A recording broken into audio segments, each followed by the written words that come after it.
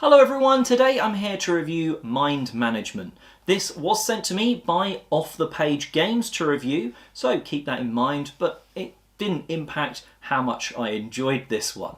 Let's roughly teach you how the game sort of plays out and all about it, and then I'll come and give you my thoughts. So, this is a hidden movement game for 1 to 5 players. One player is the recruiter for Mind Management, and the other dastardly 4, or up to 4, because it can be a 1v1, 1v2, 1v3, 1v4. The others are dastardly rogue agents there to trip you up, trying to locate you as you move around this map secretly. Now, the way that works is the recruiter is set up behind a screen, and they've got their own sort of small version of the board. The main board is then sort of placed in the middle of the table for the rogue agents to see. They are going to have pieces that move around on that board, while the recruiter is keeping track of where they are on the board behind the screen. So that's how the hidden movement works, because obviously otherwise you'd see a meeple or character sort of moving around.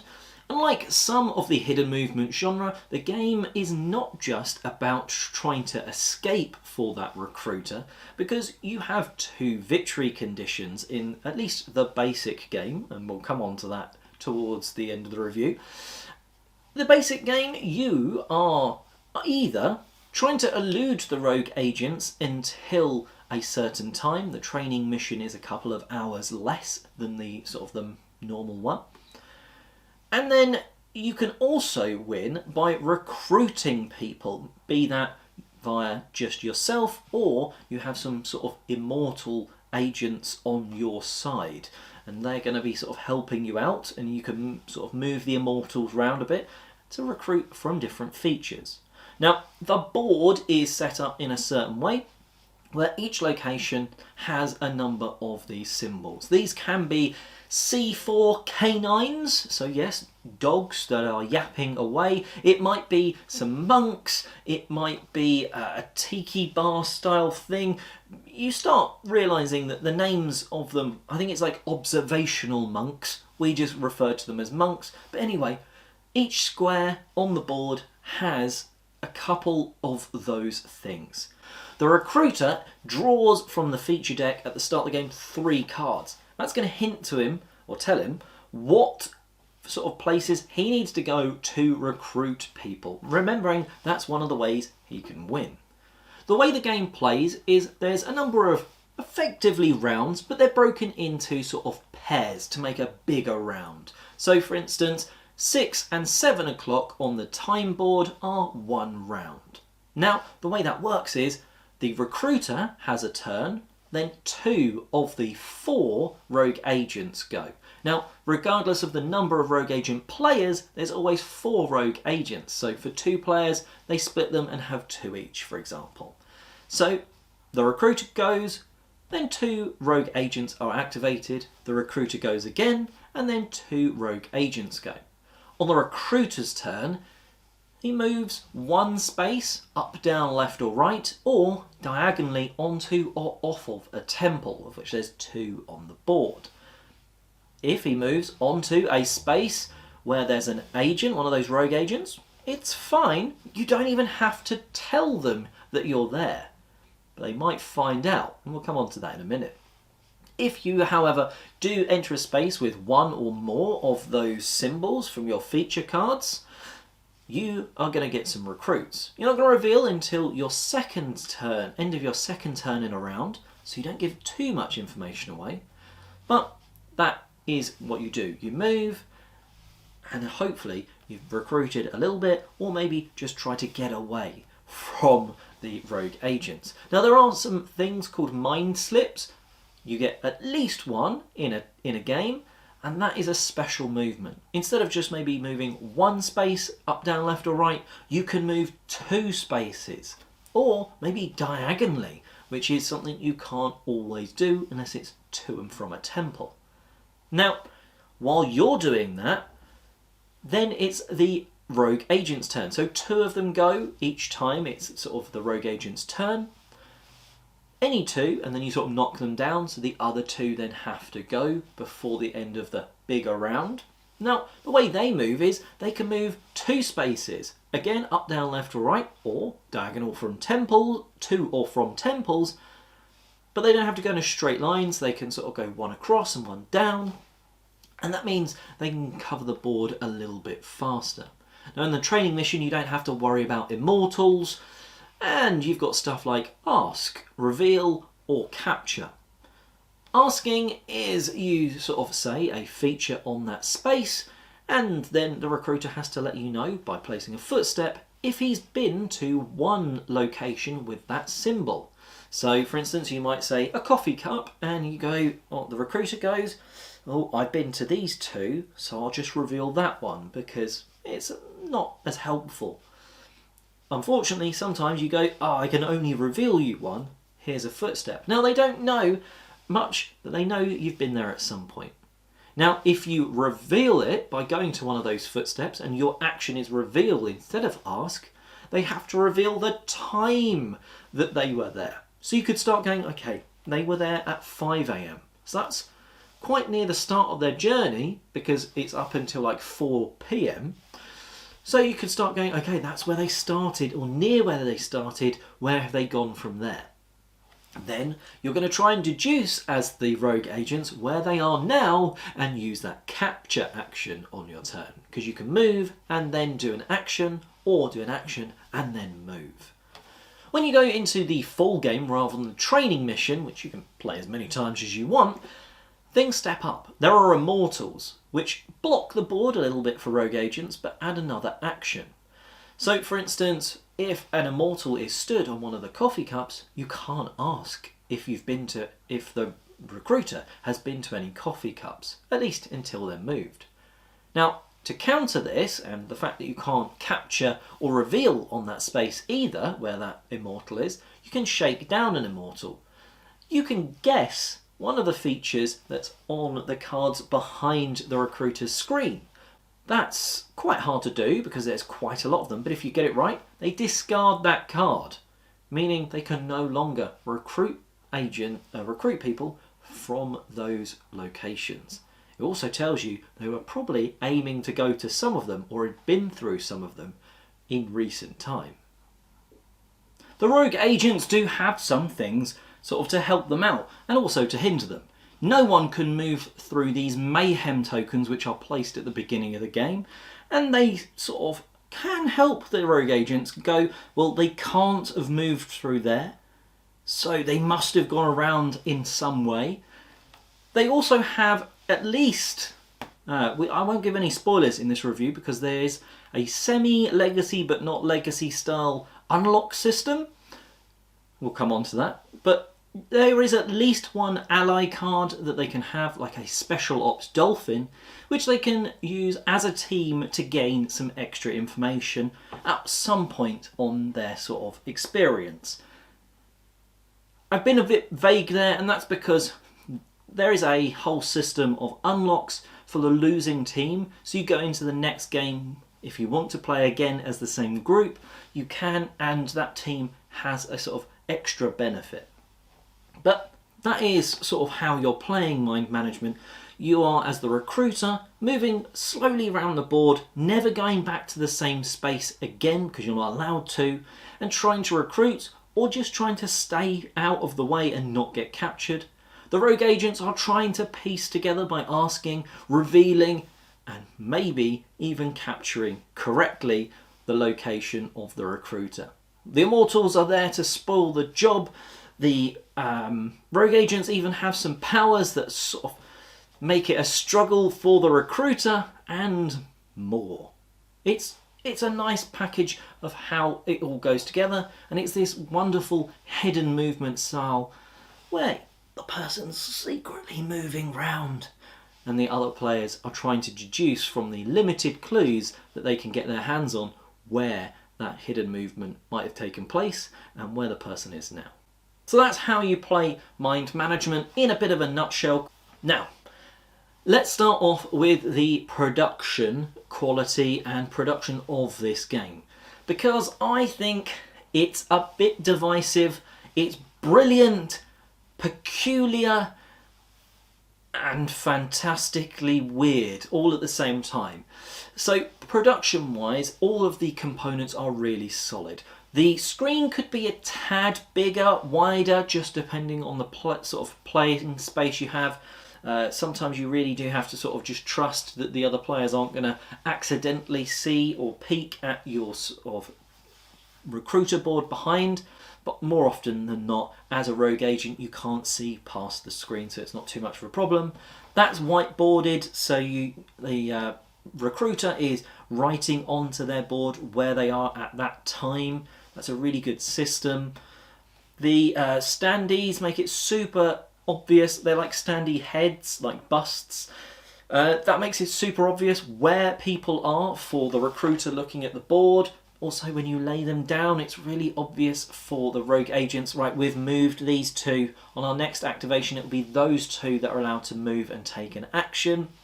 It's little things like that that the production really does help with. Then there's the fact of the art style. I really like it, despite it making the game slightly harder to play. And that's kind of, it should be the opposite, right? It should be nice and clear equals better, but in this case, there's something about the vibe and look of the game that's just, I mean, it captures, from what I can tell, very accurately the sort of graphic novel that it's based, this board game sort of art and everything concept is based off of Mind Management. And it creates a board that's very unique in terms of the way it looks. And it also means it's quite a busy-ish looking board.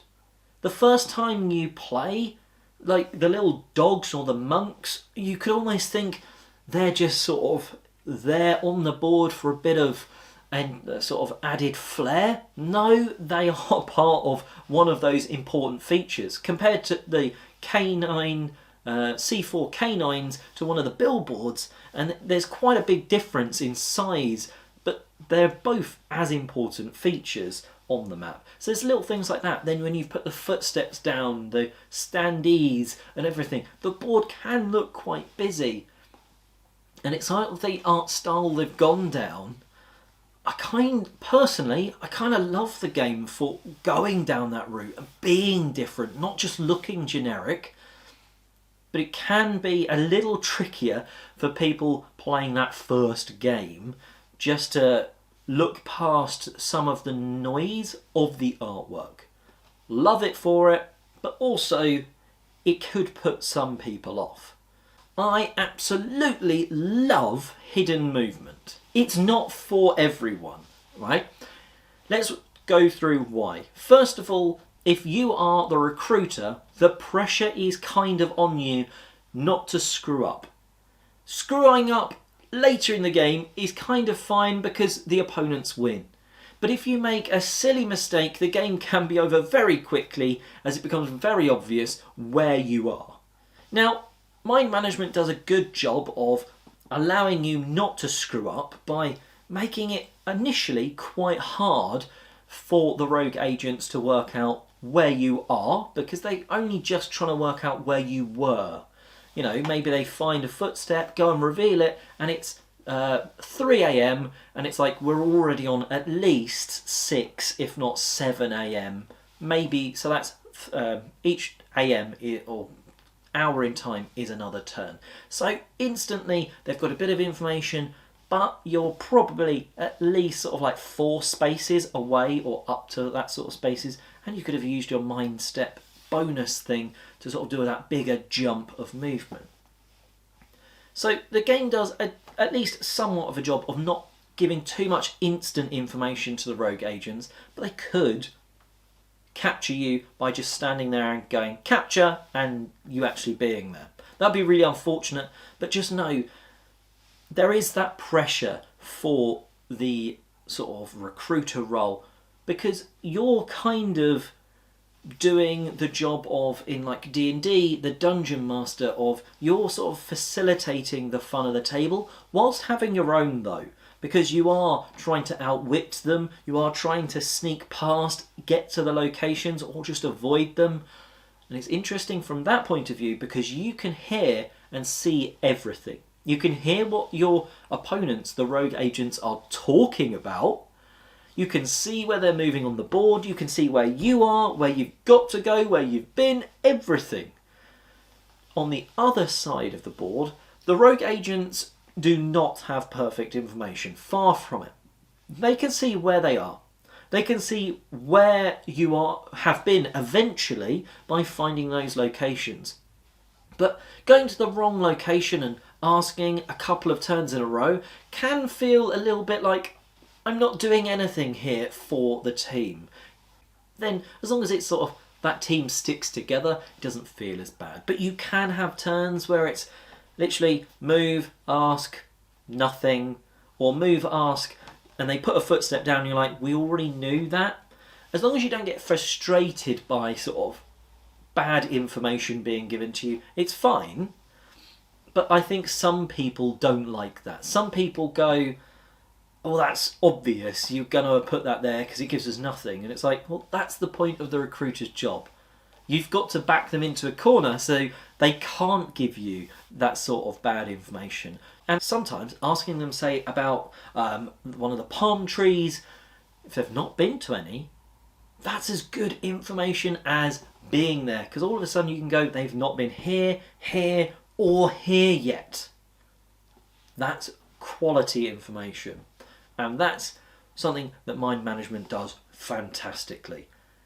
The overall game length is pretty much perfect for this style of game. I wouldn't want it going any longer, and it doesn't feel like, unless you're found really early on, it never feels like it's going too short. It takes, and it says 60 minutes on the box, and to be honest, that's fairly accurate. Your first game is going to take longer, even if you do the training mission, which takes a few different things out, and it's slightly shorter, like maybe 2 turns shorter. That first game, when with teaching it, because you've got to sort of teach all players both roles. And the reason for that is the rogue agents need to know exactly what the recruiter can and can't do, and for the recruiter's sake, he kind of needs to know what the rogue agents can and can't do as well. And I like the fact that there is that sort of training mission to step you in, give you most of the rules, and then just add a little bit extra for the sort of full game. I do wish, however, the rulebook was written in a different way. It explains everything insanely well, but it's kind of mixed and matched up. In terms of, you go through the rulebook and it's sort of got patches of colour, really nicely, easily denoting this is just for the training mission, this is just for the full game. I kind of wish there was 2 booklets though, where it was just like training mission, and then another one of this is now the full game one. I just think for reading it and understanding it for both that training and then the full game, just make it that bit simpler. Because it meant even for the training game, you were flicking through pages and like, oh, I don't need to know this. Oh, there's a clear bit, I need to read that, but not that line. This. It was fine, I understood it, I managed to teach the game. I think we only managed like 1 rule wrong in that first training game, but it was a training game, so it didn't really matter. Mostly because I lost that one. But it just, I felt like the rulebook could have been simplified by there being 2, a training rulebook and a full game rulebook. So when I briefly mentioned that Mind Management is a legacy but not legacy game, is that there are 14 secret packages in the box, ready to be opened by the losers. And what I mean by that is, when you're playing the full game, there is something called the shift system, effectively shifting the momentum, shifting the balance of play. That is what they've sort of denoted it as, called it, and I think it works fantastically. I've only seen this in one other hidden movement game, and that was Whitehall Mysteries, that had a couple of things that allows you to balance for one team or the other. This has 7 for each. So if you're playing as a rogue agent and you lose the game, there are 7, and you open them 1 to 7, 7 packages for you to open. You lose one game, you open it, and I'm not going to give exactly what's in there, but it gives you either, well, normally it's something beneficial to your team, right? It's something extra that gives you maybe more information. As alluded to in the rulebook, totally not a spoiler, there is one ally, the Special Ops Dolphin, available to you when playing the game. It says in the rulebook, so it's not a spoiler, that other allies may come available in shift packages. And little things like that. Yes, it adds rules, sort of akin to a legacy game where little bits are added here and there. But mostly it's just to help you. If the recruiter is doing a fantastic job, you open one or two of those and all of a sudden you've got a lot of, or at least some extra stuff to get more information from the recruiter. The recruiter loses one then. You don't lose that stuff. Those rogue agents, they keep that. The recruiter then opens their number one box, or two or three, depending on how many times you've lost, and you get something. Again, it's kind of revealed somewhat in the rulebook that you have at the beginning two characters as the recruiter to pick from, and they give slightly different movements when you use your Mind Step token. Well, maybe others come out and other things to help you sort of get away from or just be better than the rogue agents. And it means the game evolves as you're playing. Few more rules, but there to help you and your team.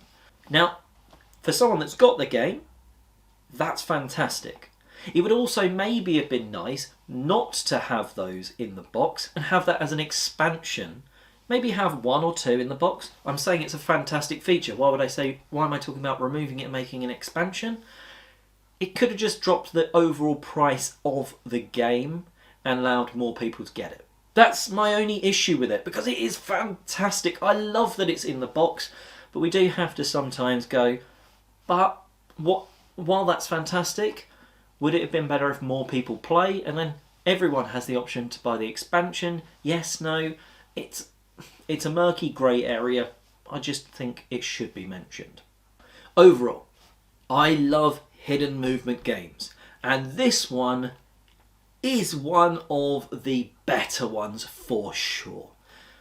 One of the other ones I mentioned in the review here was Whitehall Mysteries, and I love that one, and this is all well up, if not, maybe with time, even better than that one. Fury of Dracula I don't like because it takes too long and there's too much on top of finding out the information of where they are and getting them. Mind Management does that part perfectly.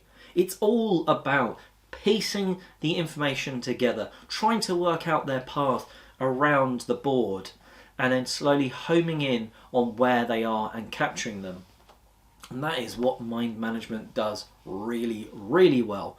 Throw in the fact that it's got a glorious art style that might not be for everyone and is slightly confusing the first time you see the board, and those shift packages that make the game fresh and change it and add little bits here and there for the both teams. It's absolutely fantastic. I cannot wait to get the game back to the table. I certainly will be as soon as I can.